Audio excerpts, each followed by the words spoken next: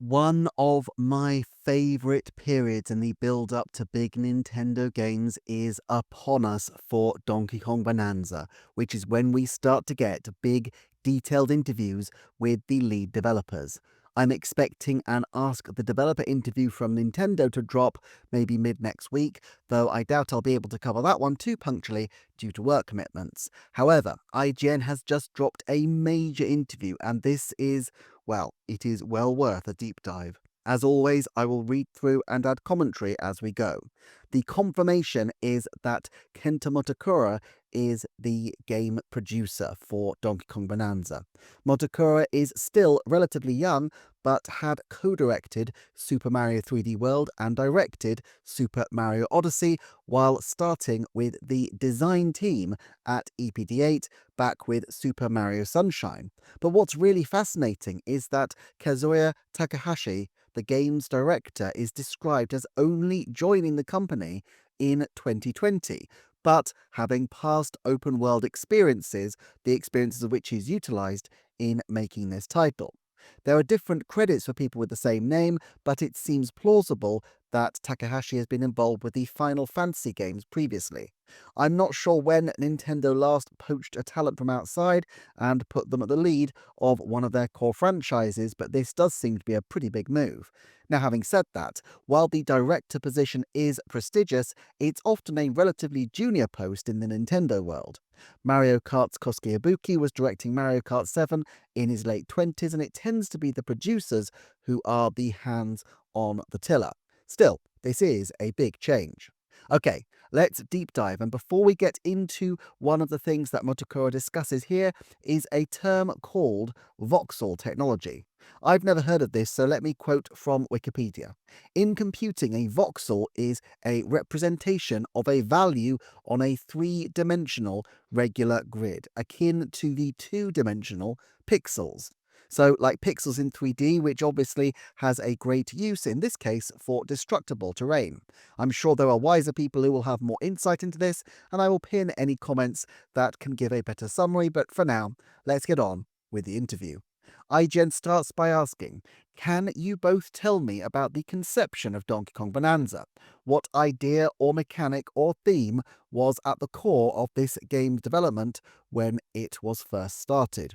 And Motokoro responds, well, I would say the very original impetus for the development of Donkey Kong Bonanza was when my boss, Mr. Koizumi, approached our team and asked us to consider working on a 3D Donkey Kong game. And that's when we realized we really needed to know more about Donkey Kong. So we went and spoke to Mr. Miyamoto, the original creator of the character. And Mr. Miyamoto has experience not only working on the Donkey Kong games that he was directly responsible for, but also working alongside Rare on the Donkey Kong games they created. And for him, a lot of things came up that were the unique actions that a really strong character like Donkey Kong can engage in. Things like the hand slap or blowing his breath. And I also spoke to Mr. Koizumi, who had served as the director on Jungle Beat. And for him, one thing that was a really important distinguishing characteristic from a character like, say, Mario, is that Donkey Kong has these longer, stronger arms. So he took all of these distinctive features of Donkey Kong as a character and tried to think about how he could bring them to play in a new game. Around the same time, we had a programmer who was experimenting with voxel technology. We actually had used this voxel technology in some areas of Super Mario Odyssey previously, where, for example, you could dig your way through cheese in the Luncheon Kingdom, or you could plow through snow in the Snow Kingdom.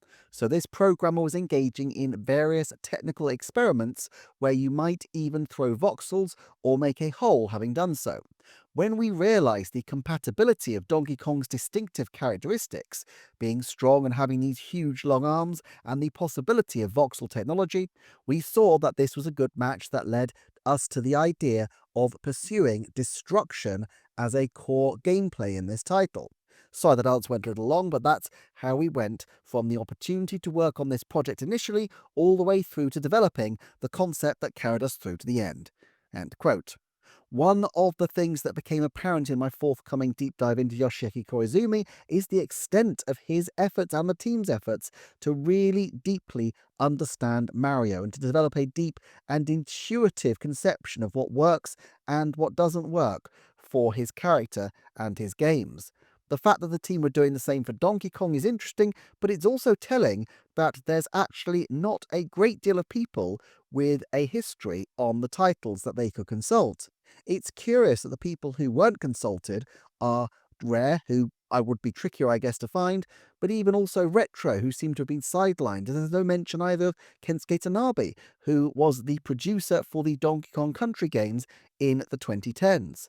This seems to be a real pivot in the management of Donkey Kong, whereas previously Donkey Kong was given to teams that were based outside of the main Japanese hub, and now it really seems that they're bringing him in-house. It's instructive also that the request for the DK game came from none other than Koizumi himself. Koizumi is a senior figure at the company and now number 2 in the development tree, only to Shinya Takahashi. He also has his fingers in Nintendo Pictures, who, despite their name, are far more focused on motion capture and film production for video games than the wider film efforts that Nintendo is sparking, at least at this point as far as we know. But it would stand to reason that he and Miyamoto are in contact over the films, and in particular over the possibility of a forthcoming Donkey Kong feature. This isn't a case of someone having a great and irresistible idea to rehabilitate Donkey Kong, bringing it to Koizumi, and the game being greenlit. This came from the top. At some point, I think we can infer, there was a discussion at a very senior level that they needed to do this, and EPD8 was tasked with the responsibility. Motokura responds a bit on this point as well. So because Nintendo does have a lot of characters to choose from, we're always considering what would be good timing to create a new game with a certain character to most please customers. But of course, that's just my best guess. You'd really have to ask Mr. Koizumi for the real answer." End quote. Now, it's possible that Motokura is just being diplomatic here. In fact, I suspect he probably is, as he couldn't really speculate in his position. But I suspect the timing he talks about would be to do with Nintendo finally having the latitude, after the success of the Switch, to put a significant amount of effort into reviving Donkey Kong. After all, the last significant DK revival in the form of DKC Returns was in 2010, following a half-decade of success for Nintendo with the DS and the Wii. It does seem to follow the same playbook that several years after the Switch really established itself, they went all in with Donkey Kong Bonanza. The IGN interviewer compares the game's appearance to Wreck-It Ralph, and Motokura responds, "No, I wouldn't say that we drew inspiration from any one particular source, like you're describing, but rather, because Donkey Kong has such a long history, we had a lot of different Donkey Kong titles to look at and consider places that we could receive inspiration." As it turns out, from a very early stage in development on Donkey Kong Bonanza, the team was discussing what kind of character would be best to accompany Donkey Kong on his travels. And as early as that stage, I do recall that someone had suggested Pauline might be a good choice, but Pauline was not implemented directly into the game spec at that time. I think the moment we actually realised we would go in that direction came about as a result of an artist who created some concept art of the zebra transformation. We saw that image and thought it was really fun, so we immediately prototyped it to try out in the game. And when our composer saw that, they decided to create specific music just for that transformation. And the music for it was so good, we thought we could expand on this and turn it into a song. And maybe Pauline would be a good choice to sing that song. And so we then asked the composer to create songs for each of the transformations, and I think that's what really cemented Pauline's place. I think a lot of ideas really fell into place after we had decided on Pauline as the accompanying character, so I'll let Mr. Takahashi describe those. Takahashi then says, I think one of the things that really works very well for us in choosing Pauline is that she's human, so she speaks in a language that the player will understand. And our setting is a strange underground world where you're interacting with animals and even rocks that speak in some cases, so it's a lot to take in. I think it's really good for the player to have another human that they can see on screen who is reacting to these strange things, noticing stuff, pointing them out, even giving hints.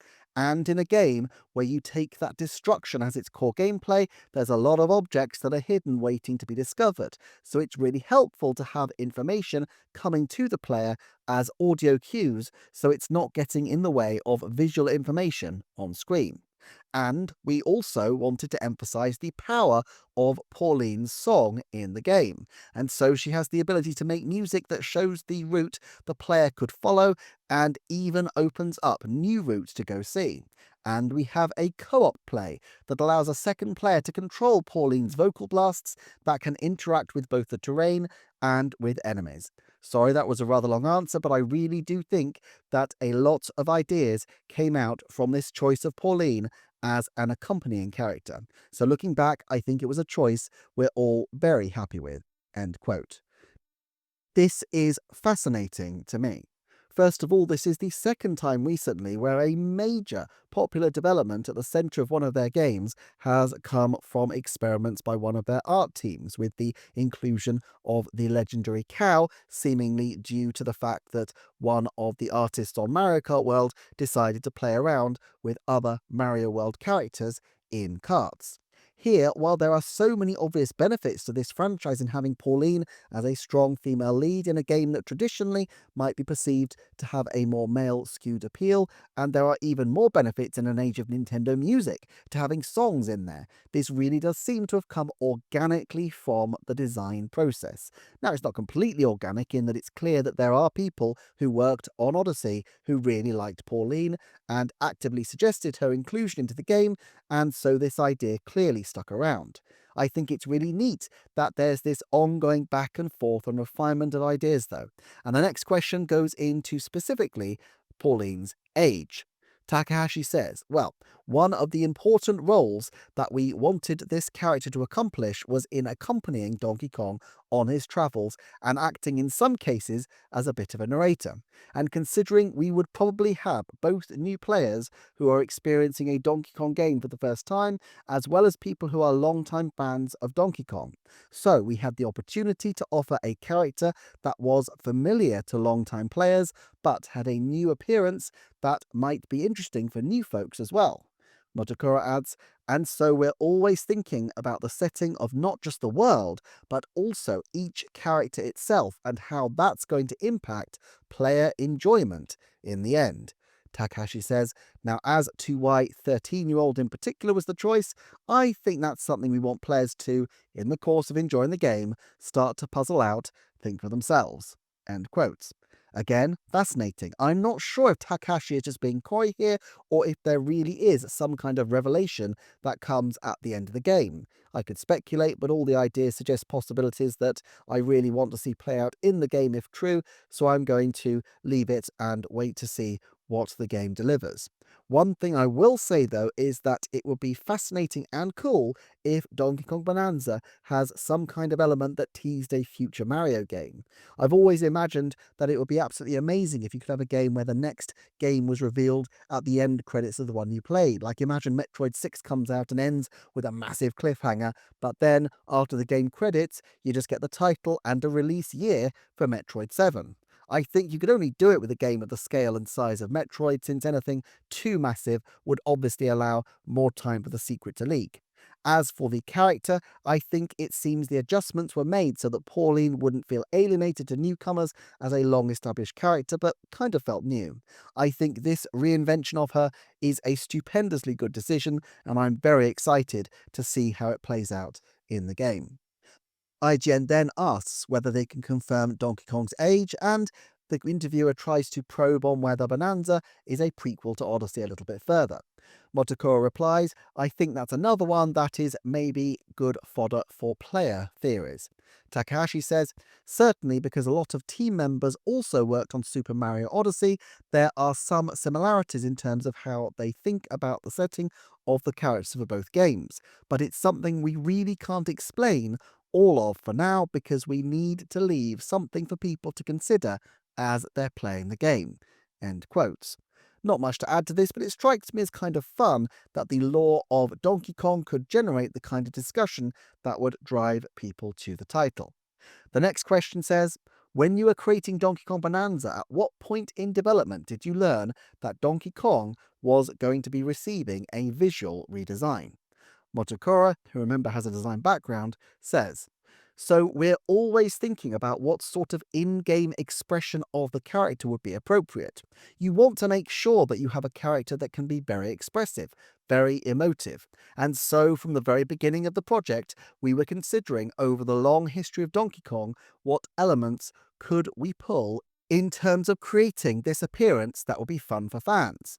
As a result, we spent a lot of time thinking about distinctive visual features of Donkey Kong as a character among the developers, even going all the way back to Mr. Miyamoto's original designs. We found a lot of expressive features in that character designs as well.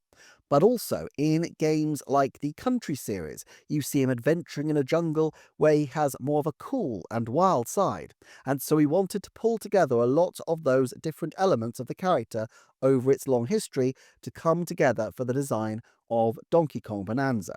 The IGN interviewer says, I think there's a perception that the new design of Donkey Kong exists because of the movie.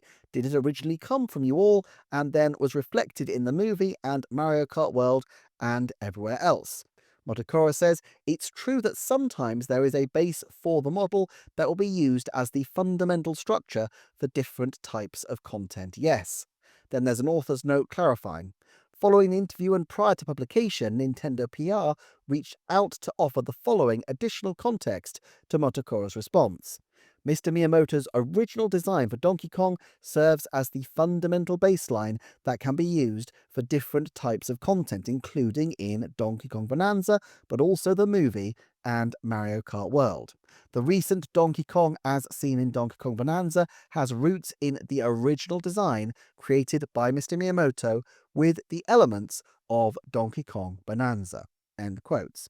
So I think the clarification actually matches my interpretation too, which is that they wanted to take him back to Miyamoto's original vision while giving some reference to newer elements, although it's not clear to me what those are, and I wonder if they will be more to do with the wider Donkey Kong cast's inclusion than with DK himself.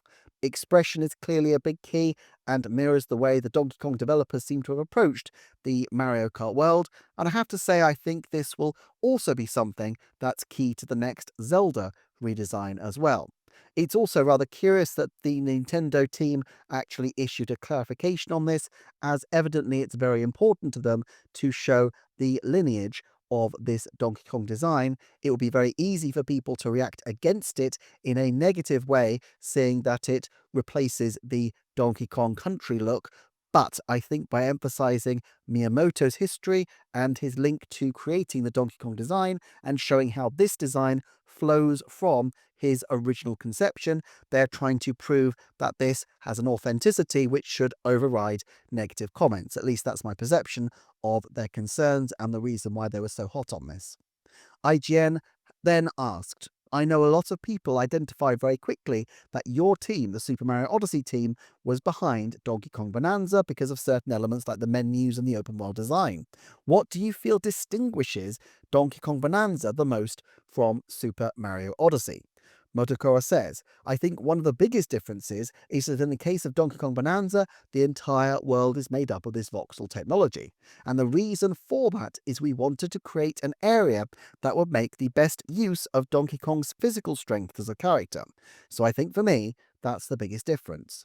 Takahashi says, and I think you can see this come across in the level design where we had to consider the importance of the continuity of destruction. And on one level, similar to Super Mario Odyssey, each level has to be fun, just if you're playing through it the normal way without doing a lot of destruction. But the makeup of this game also allows for the kind of destruction that keeps connecting to new discoveries. If you see something in front of you and you pick it up and you throw it and it brings down a wall and there's something interesting behind it, but then you start to destroy the wall in the back area and it leads to another new item or area. That's what we mean by continuity of destruction. Also, you may even encounter a Banantium gem, which is different from the Power Moons in Super Mario Odyssey.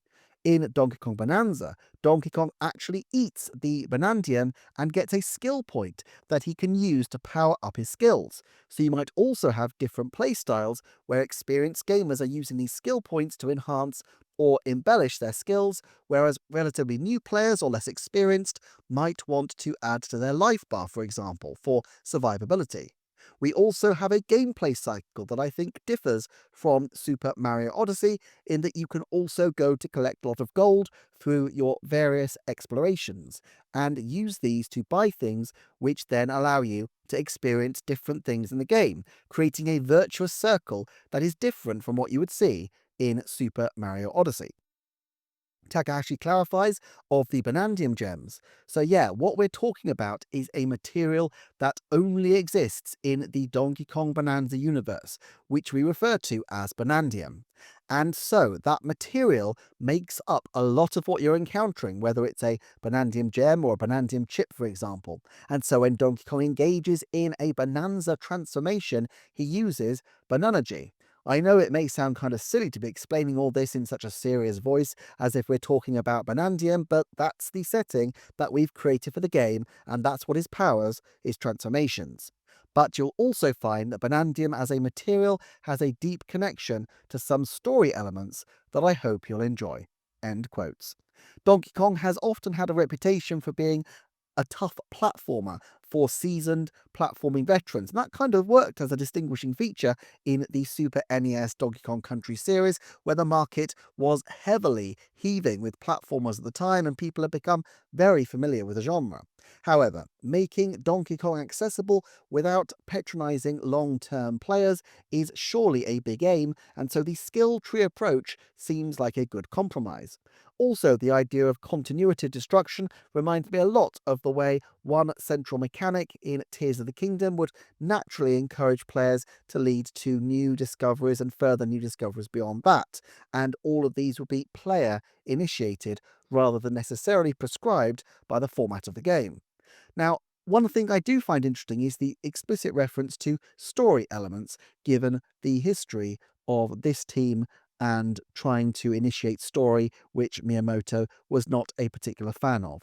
This is something that I do cover in my deep dive on EPT8, which I will link at the end, and I do have other videos coming up in the next few months which will deep dive Nintendo and story, because I think there's a lot to be said about this. However, the next section confirms something I initially speculated about, but later thought was probably unlikely due to the voxel technology, as we now know to call it. Motokura says, so this game originally began its development cycle on Nintendo Switch 1, and at the time we were still using voxel technology and thinking of lots of different ideas for applications. But when we learned about the Switch 2 development, we realized that the best implementation of these ideas and technology would be on Nintendo Switch 2. Takahashi adds, and when I was previously talking about the importance of the continuity of destruction, that was something that we could expand on and have a longer, continuous play experience with that kind of concept on Nintendo Switch 2.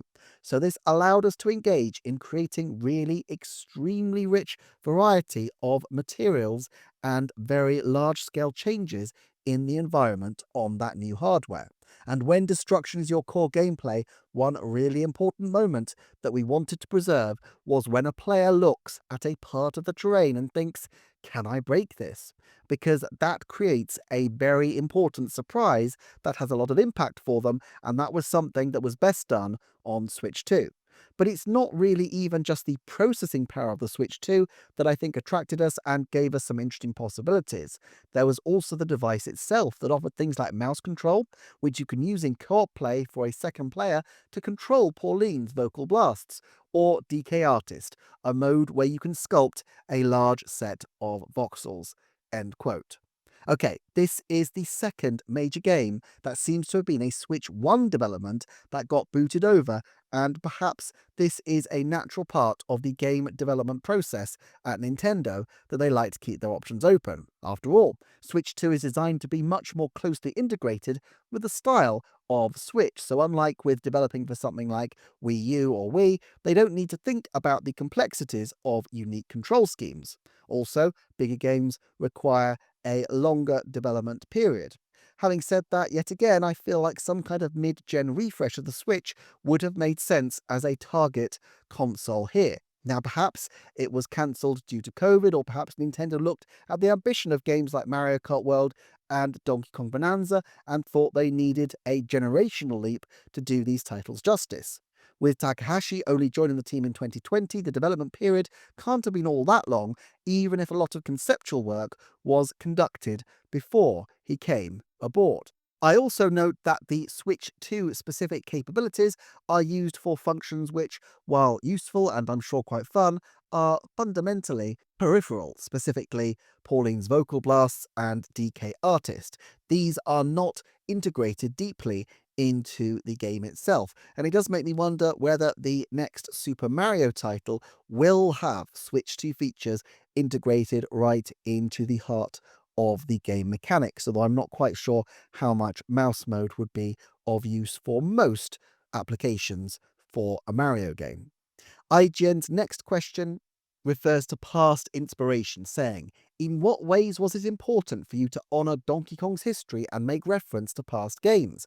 And in what ways did you want to tread new ground with who Donkey Kong is in the future?" Modokura says, "I think that balance comes from us taking the core gameplay of destruction of voxel technology, but also thinking about past game elements and which will be the best match for this style of gameplay that we have now. We wanted to make sure that we were drawing elements from past titles that would be really fun for long-time fans of the series once they were implemented into Donkey Kong Bonanza, especially considering the voxel destruction that makes up the core of our gameplay. But we didn't just want to rely on nostalgia alone. We wanted to make sure that these came together and blended into a new experience altogether." Takahashi says, "So for example, we're bringing forward some familiar gameplay elements like barrel cannons and mine carts, but we're thinking about what is different and interesting about voxel technology that allows you to do something new that people haven't seen before. And that's also kind of thinking that we did in bringing forward animal companions like Rambi, for example. But really, there's a lot of these kinds of elements for people to discover, and so I hope you really enjoy finding all of those." End quote. Given that so much effort is being put into Donkey Kong as a franchise recently, it makes sense to me that they would want to ensure that there are characters like Rambi and Cranky, both of whom cameo in the theme park area of Super Nintendo World. It's interesting that all of these have been interpreted through the prism of the new central mechanic, but of course this is quite common for EPD8 titles. You could also say the same about how the gravity mechanic in Super Mario Galaxy affected pretty much every aspect of traditional Mario titles, from the way that you judge jumps to the level progression to the way you tackle bosses, with often spherical platforms involved. The last question: what am I not asking you about that you're really excited to talk about? And Motoko responds, "So one thing that I do want to mention is that when we first considered making a new Donkey Kong game, we really wanted to think about how we would pull in lots of new players. So we have a lot of interesting gameplay elements here, but also we wanted to give people some flexibility in terms of choosing a difficulty level that they feel comfortable with. We wanted to find a way to please those fans of really hard stages in past Donkey Kong games, as well as welcome people who may be somewhat new to the genre of action games.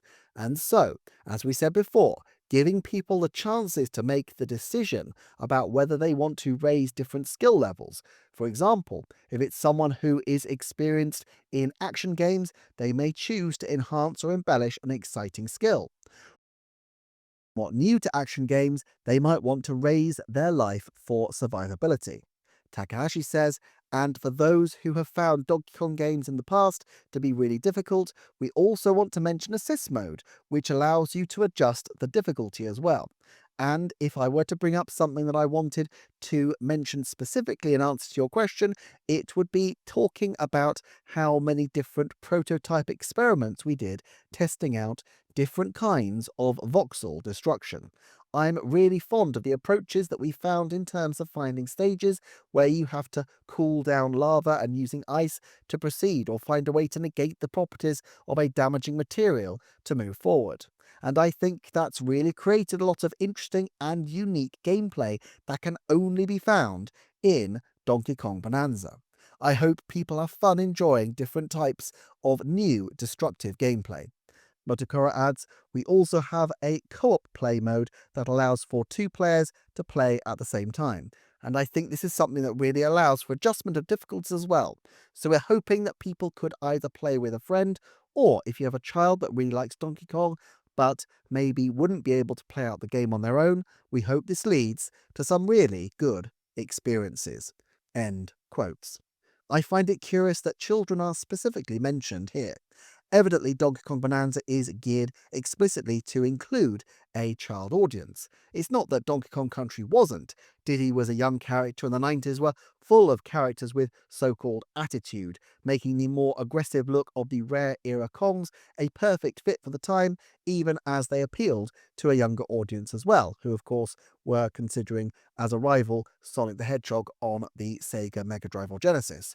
But the look of the game definitely feels designed to try to bring in young children as much as to appeal to longtime fans.